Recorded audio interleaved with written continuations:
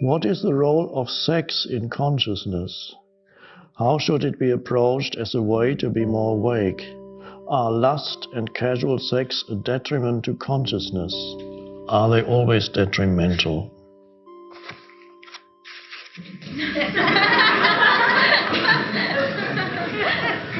Well, let's see if I can remember.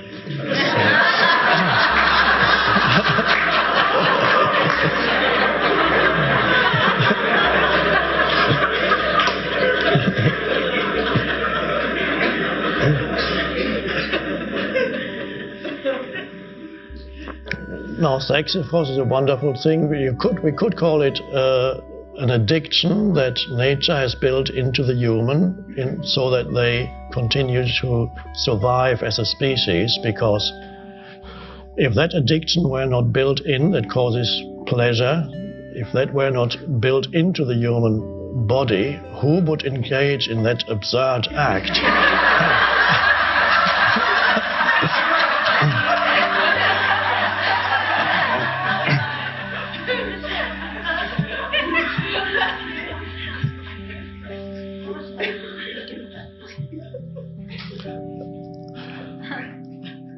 It does have because it's such a pull, it does have a tendency of making humans unconscious. You may have observed it in yourself when it takes over. It's a very strong pull that you go.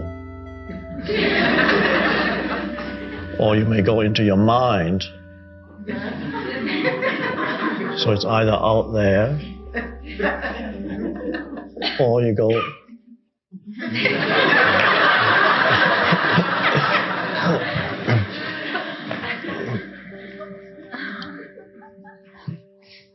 And of course, it pulls you towards where it wants to go, which is the final orgasm. That's where it wants you to go. Tantra is an ancient Indian way of engaging in sexuality without losing consciousness, but growing in consciousness through it, bringing consciousness into something that usually would make you unconscious. And the simple thing is to become the observer at any stage, so that let's say the sexual impulse arises for whatever reason, you see something or think of something or someone rather, to bring awareness to it without needing to take it anywhere, to bring awareness to it and just feel it and sense it and be the awareness for it. And if you're with another person,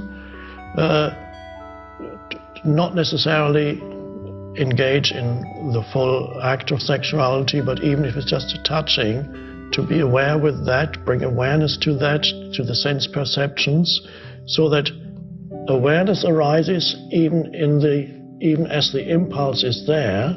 You meet it with awareness. And that's a beautiful spiritual practice, and then you don't always need to take it to the end. You can actually enjoy it more than when it takes you over and makes you unconscious. I called it an addiction. It really becomes a true addiction when it takes over your mind, and then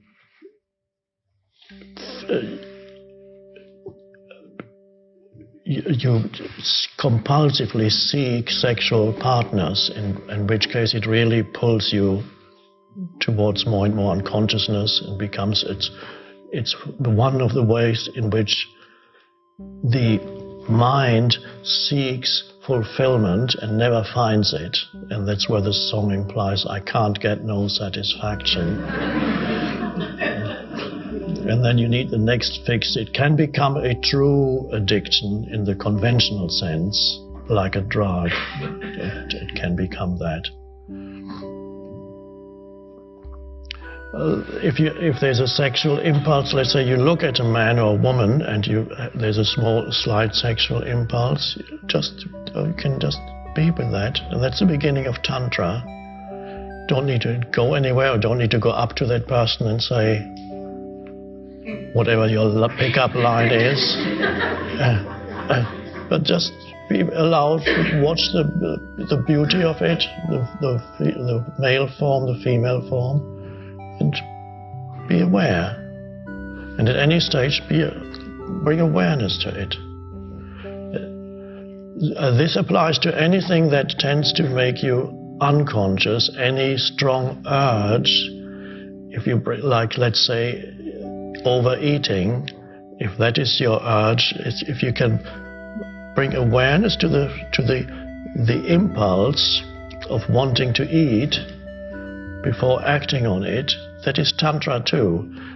Anything that usually pulls you to unconsciousness, when you bring awareness into it, you actually use it in your growth of awareness. The very thing that before made you unconscious can then be used and make you more conscious. So if your impulse is to overeat, and in the middle of the night you find yourself, without you knowing it, you got up and your hand is on the refrigerator door, and in that moment you wake up, truly wake up, and feel the urge to open the door and take out the chocolate cake, then you can observe the impulse inside you, and you can sit down for a couple of minutes and feel this urge to indulge in the need to take something in, and feel it fully. And you may find sometimes it subsides as you bring awareness to it. It begins to subside. If it doesn't subside, maybe you still have to eat the chocolate cake, but at least there was some awareness. And if you bring awareness into the eating, because it's only you really overeat when you lose awareness. If you eat consciously, we have Janine here who wrote a book about it. She could talk to you much better, explain it much better than I can. So bring awareness to the act of eating, then I believe, I've never actually had the problem of overeating. I've had other addictions, but that wasn't one. If you bring awareness to it, the desire to overeat, I would say, would quickly subside if you eat consciously. So anything that pulls you usually towards unconsciousness, you use it as awareness practice. There could be any other addiction too. Whatever substance you use, feel the need inside you, feel it arise, watch it, observe it, allow it to be there, so that it doesn't take you over. It's only when you're unaware that these things can completely take you over. So you're not fighting it as such. Awareness never fights it. Awareness is really the space in which it arises, and because you're not fighting against it, you're not pushing it down. Don't do that with sex, because they've tried that for hundreds of years.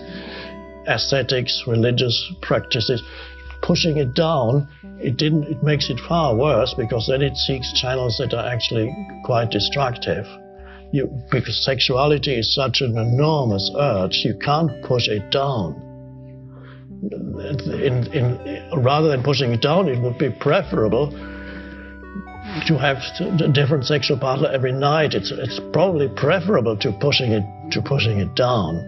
So that's not the answer. But to meet it in awareness, that's where whatever would usually be an addictive urge that makes you unconscious, meet it in the space of awareness, where then it comes in there and it goes,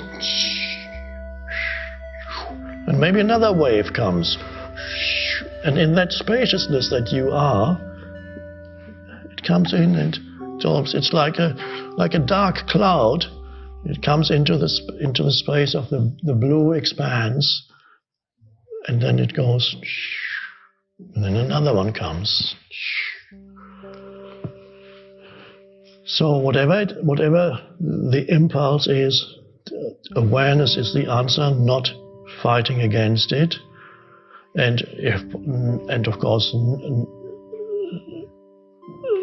cutting the link also between, in sexuality, especially the link between thinking and the sexual urge. Otherwise you can keep you awake at night.